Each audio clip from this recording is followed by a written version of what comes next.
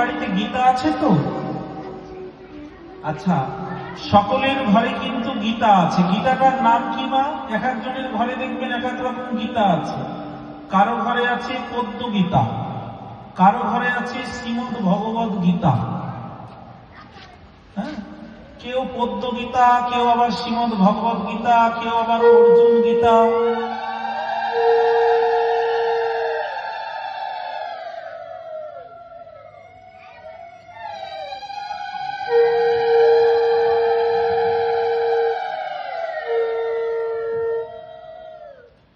কেউ আবার পাণ্ডব গীতা, কেউ আবার ললনা গীতা, কেউ আবার অষ্টবক্র গীতা, কেউ আবার গুরু গীতা।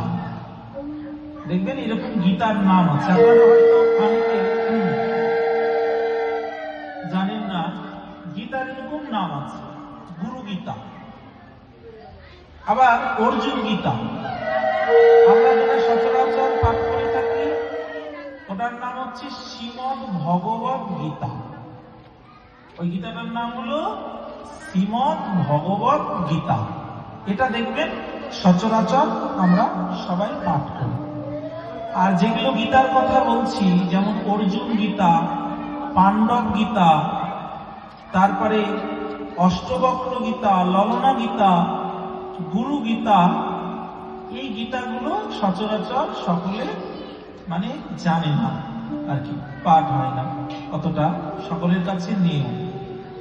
তাহলে প্রথমত হচ্ছে গীতা শব্দটির উৎপত্তি কোথা থেকে? গীতা শব্দটির উৎপত্তি হয়েছে গীত থেকে।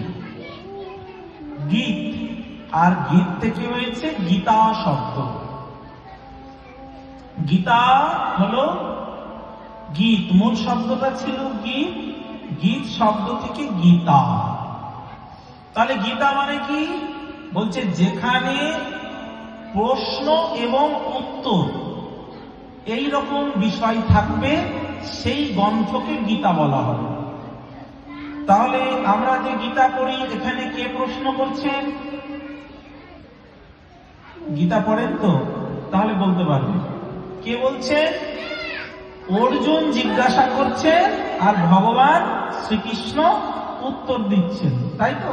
এটা তো গীতার মুখ্য বিষয়। গীতায় অর্জুন জিজ্ঞাসা করছে, শরণাগত ভক্ত অর্জুন, আর ভগবান উত্তর দিচ্ছে। আরো আছে, এখানেই শেষ নয়।